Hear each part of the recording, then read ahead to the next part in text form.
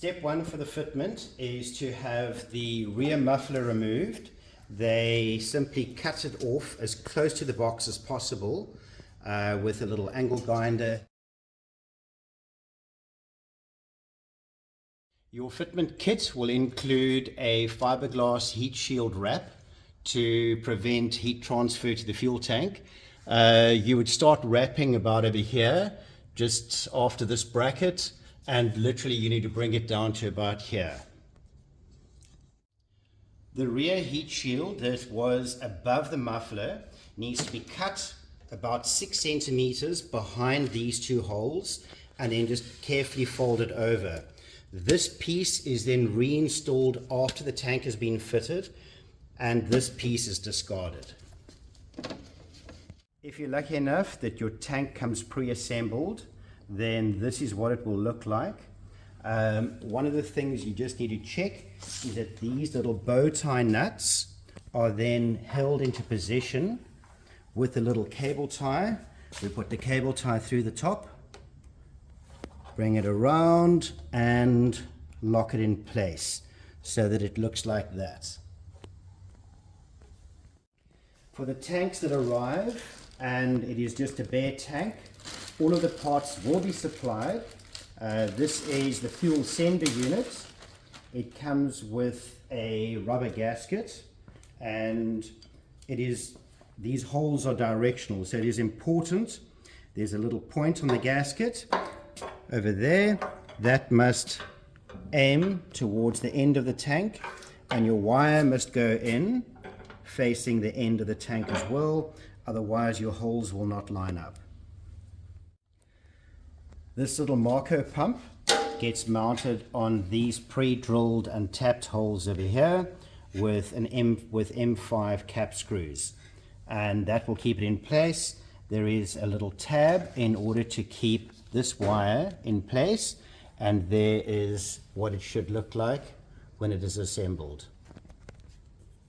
This is your tank outlet connector, and it needs to have thread tape on it or thread sealing liquid and screwed in. Please do not over tighten it. It needs to just be snug, and it needs to face up at an angle like that when it's tight. This is your 16mm vent connector, tube connector. It screws in to this flange over here. Once again, it will need a bit of thread tape, and it needs to be tight but not too tight. This is your fuel hose. It needs to be cut about 50mm long and slid over there and into your fuel filter to protect your pump, and then a piece of hose from this end into the suction of the pump, and it should look like this when it is assembled. These are the two mounting brackets. There's no drilling required. Everything uses existing holes and mounting points on the vehicle. The front bracket, which is this one, needs a little rubber strip in the center over here between the mounting holes, just to prevent chafe against the aluminium tank. It comes with M8 by 20 bolts. It simply has 2 bolts on each side, and it mounts underneath here. There it is mounted already in place, and it must be when the bolts are put in with a little bit of Loctite to prevent them from rattling loose. I use the blue Loctite. This is the rear mounting bracket. Over here it is fitted already, and I simply used the fitment bolts that came with the vehicle that actually held the exhaust in place. So I've reused them because they're high tensile bolts, and this is the bracket in place. These are the mounting bolts provided. It's M8 by 25, and there are 8.8 hardness bolts. These bolts with the washers are for the front, and the ones with these plates over here are done on the rear, and they have flange nuts to hold them in place. Don't forget your Loctite. So if you have to do the installation yourself, it could be a bit tricky. I fortunately have Richard Parker to give me a hand here, and let's see if we can do it. These mounting brackets over here on either side have to hook above the front mounting bar, and then the rear back brackets simply slide up against the rear mounting bar from below. In order to get the tank in with the mounting brackets already in place, this rear tie rod bar needs to be taken out. This lower bolt, all I undo is this one bolt, release it, and then I cable tie the bar onto the coil spring while I'm doing the fitment of the tank. Okay, we've got the bolts out, and we're just going to cable tie this side to the coil spring to keep it out the way. The tank is now in place. It is hanging by the front mounting brackets above the front mounting bar, and I've got a zip tie holding it in place over here. It's now time to use the M8 by 25 millimeter bolts, and there will be 8 of them supplied with washers, and please remember to use your Loctite. Tightening up the bolts nicely, and we're ready to go. It's a little fiddly to get the front bolts tight, but fortunately with those bow tie nuts it actually works quite nicely.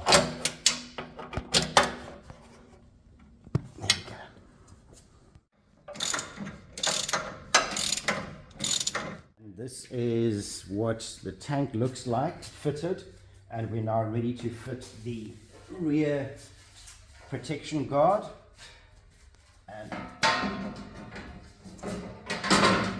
that's what the finished product will look like. It will be easiest to remove the rear wheel and the inner wheel arch trim and the outer trim in order to do the fitment. So obviously the screws must be undone first, which hold the rear mud flap and the trim in place. Then the tricky part is this part of trim must be pulled away carefully. It has these little locking pins over here, which do break quite easily. They locate over these little studs over here, but it simply, once all the screws have been undone, you start from this end, have the door open. I used a little piece of 3 millimeter super wood to protect the body. You pull the trim away, slide the super wood in, and then you just work your fingers underneath, and you just have to work it off gently from the front to the back in order to free it. The tank filler net needs to be removed. That's undoing these 2 bolts over here, and there's another bolt on this side over here, and you then release the vent pipe, which is a little fitting on the inside. That will then allow you access to remove the rubber hose that the vehicle came with. A 14 millimeter hole needs to be drilled into the main tank, and it will be roughly 80 millimeters from the top, choosing an area that is relatively flat in order for the washers to seal. Remember to put lots of grease on the drill bit to prevent any swarf from going inside the tank. So here I am putting some grease on the tip of the drill. So that is now to prevent the swarf from going into the tank, and we're going to do the scary job. As you can see, it is not necessary to remove the tank. You can do it in situ. There's the swarf that's stuck to the grease, so there's nothing inside the tank. Before you put the fitting in, just check that it does fit through the hole in the tank. I already have my wire through, so it won't go anymore, but it does fit.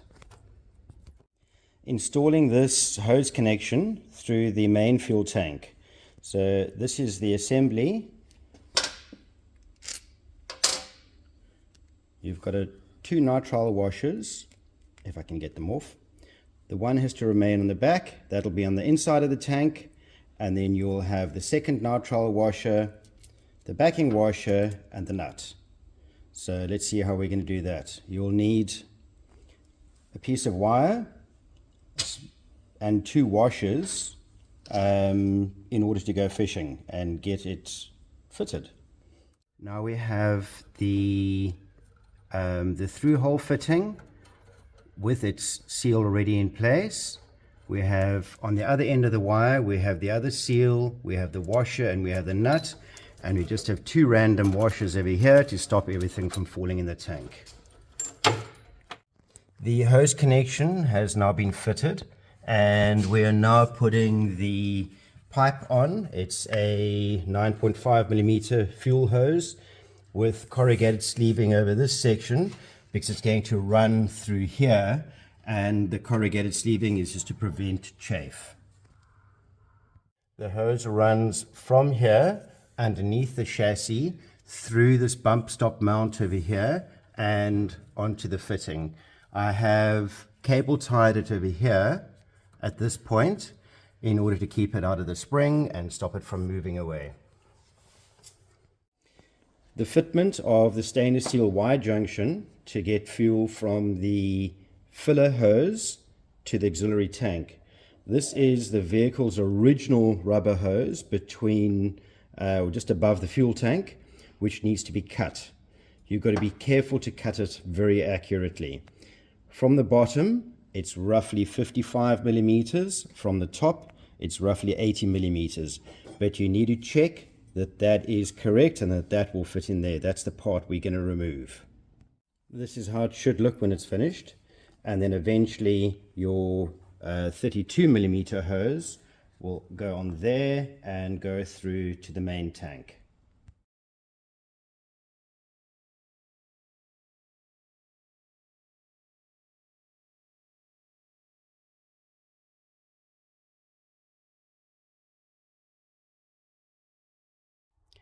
Before I removed the filler neck, I marked the position for the T-junction where the auxiliary tank's breather will be joining, and there is about a 20 millimeter section that needs to be cut out of this pipe.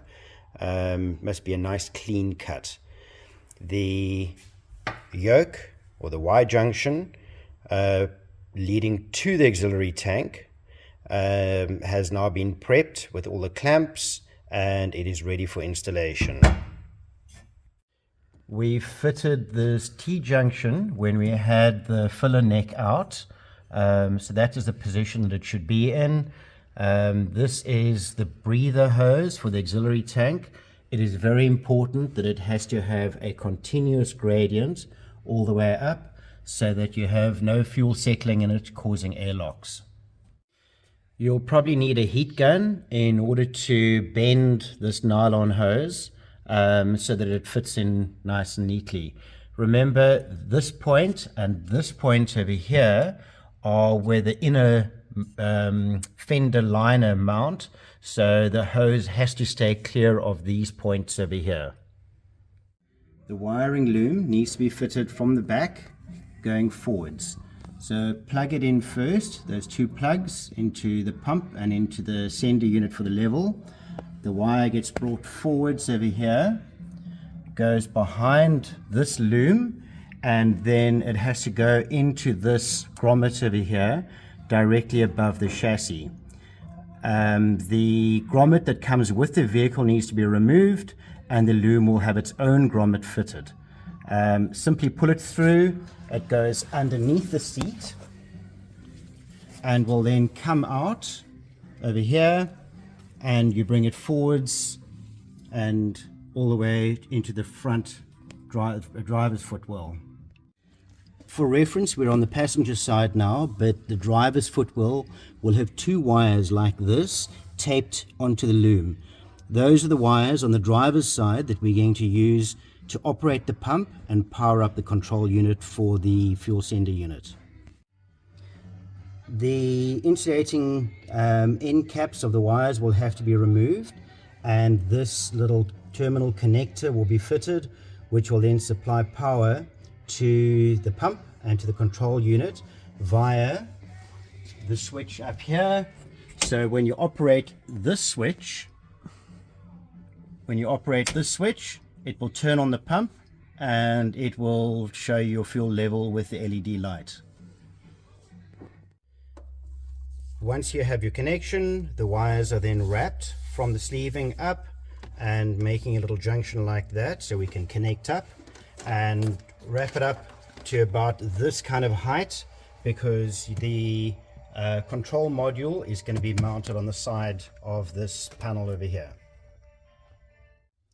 Once the plugs have been connected, make sure that the polarity is correct and the plug gets tucked away at the back with all the other plugs. This loom that we fitted just gets cable tied to the main loom, making sure that there's enough space for the panels to go back on. And the tail of the wire is going to go to the connector block. Your connector block will be eventually mounted over here with double-sided tape, and then this loom will be tucked away behind here and come out and get to the connector block.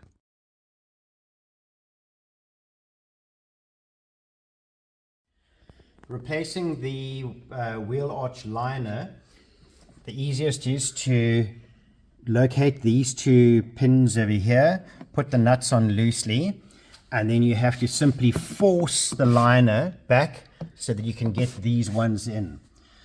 Once that's all been assembled, the wire that we've got going to the tank for the power and the sender unit, I've drilled two little holes over here, 4.5mm holes, just to locate and keep the cable in place. There's one over there and there is one over here.